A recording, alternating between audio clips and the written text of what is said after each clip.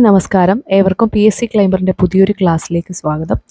അപ്പോൾ നമ്മൾ കഴിഞ്ഞ ദിവസങ്ങളിലായിട്ട്, അതായത് ഒരു 11 ദിവസങ്ങൾ കൊണ്ട് നമ്മൾ എക്കണോമിക്സിൻ്റെ SCERT പാഠഭാഗങ്ങൾ കംപ്ലീറ്റ് ചെയ്യുന്ന ഒരു സീരീസ് സ്റ്റാർട്ട് ചെയ്തിട്ടുണ്ടായിരുന്നു. അത് 11 ദിവസങ്ങൾ കൊണ്ട് നമ്മൾ കംപ്ലീറ്റ് ചെയ്തിട്ടുണ്ടായിരുന്നു. അതിനുശേഷം അതുമായിട്ട് റിലേറ്റ് ചെയ്തിട്ടുള്ള 2021 തൊട്ട് 24 വരെ PSC ചോദിച്ചിട്ടുള്ള എല്ലാ ക്വസ്റ്റ്യൻസും വെച്ചിട്ടുള്ള ഒരു ക്ലാസ് നമ്മൾ അപ്ലോഡ് ചെയ്തിട്ടുണ്ടായിരുന്നു.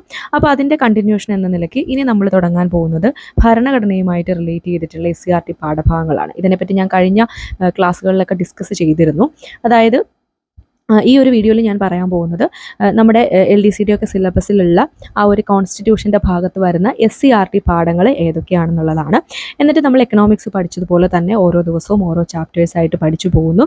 ആൻഡ് ലാസ്റ്റ് അത് ഇതുവരെ ചോദിച്ച, അതായത് 24 വരെ PSC ചോദിച്ച ക്വസ്റ്റ്യൻസ് വെച്ചിട്ടുള്ള ഒരു ക്വസ്റ്റ്യൻ ആൻസർ സെഷനും കൂടെയാണ് ക്ലാസ് ആയിട്ട് ചെയ്യാൻ പോകുന്നത്. പിന്നെ അത് കൂടാതെ നമ്മൾ മറ്റൊരു സീരീസും കൂടെ സ്റ്റാർട്ട് ചെയ്യുന്നുണ്ട്. അതായത് 2024 നടന്ന degree level, +2 level, 10th level എക്സാമുകളുടെ പ്രീവിയസ് ഇയർ ക്വസ്റ്റ്യൻ്റെ ഡിസ്കഷൻ. നിങ്ങൾക്കറിയാം, ഇപ്പോൾ നടക്കുന്ന പരീക്ഷകളുടെ ട്രെൻഡ് നോക്കിക്കഴിഞ്ഞാൽ നിങ്ങൾക്ക് മനസ്സിലാവും. 22ലും 23ലും ഒക്കെ ചോദിച്ച അതേ ക്വസ്റ്റ്യൻസ് തന്നെ PSC റിപ്പീറ്റ് ചെയ്യാറുണ്ട്. അല്ലെങ്കിൽ അതിൻ്റെ ഓപ്ഷൻസിൽ നിന്നുള്ള ആ ഒരു മറ്റ് ഓപ്ഷൻസ്, ഇപ്പം കറക്റ്റ് ആയിട്ടുള്ള ആൻസർ വരുന്ന അല്ലാത്ത ബാക്കി 3 ഓപ്ഷൻസിൽ നിന്നും ഒക്കെ PSC എടുത്ത് ചോദിക്കാറുണ്ട്. സോ പ്രീവിയസ് ഇയർ ക്വസ്റ്റ്യൻ പേപ്പേഴ്സിന് അത്രയ്ക്ക് ഇമ്പോർട്ടൻസ് ഉള്ളതാണ്. അപ്പോൾ ആദ്യമായിട്ട് നമുക്ക് ഏതൊക്കെയാണ് ചാപ്റ്റേഴ്സ് എന്നുള്ളത് നോക്കാം.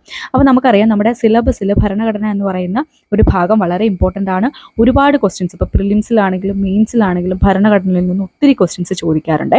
അപ്പോൾ ആദ്യം നമുക്ക് സ്റ്റാർട്ട് ചെയ്യാനുള്ളത് 7ാം ക്ലാസ്സിലെ ഒരു പാഠമുണ്ട്. പാഠം 10, നമ്മുടെ ഭരണഘടന എന്നാണ് ചാപ്റ്ററിൻ്റെ പേര് വരുന്നത്. 8ാം ക്ലാസ്സിൽ നിന്ന് നമുക്ക് നോക്കാനുള്ള പാഠം 4ാമത്തെ പാഠമാണ്. നമ്മുടെ ഗവൺമെൻറ് എന്നാണ് പാഠത്തിൻ്റെ പേര് വരുന്നത്. ഇനി 9ാം ക്ലാസ്സിൽ നിന്ന് നമുക്ക് ഒരു പാഠം പഠിക്കാനുണ്ട്. 10ാം ക്ലാസ്സിൽ നിന്ന് 2 പാഠമുണ്ട് കേട്ടോ. 9ാം ക്ലാസ്സിലെ പാഠം ഇന്ത്യൻ ഭരണഘടനാ അവകാശങ്ങളും കർത്തവ്യങ്ങളും എന്നതാണ്. 10ാം ക്ലാസ്സിൽ നിന്ന് രാഷ്ട്രവും രാഷ്ട്രതന്ത്രവും ശാസ്ത്രവും, അതേപോലെ പൗരബോധം.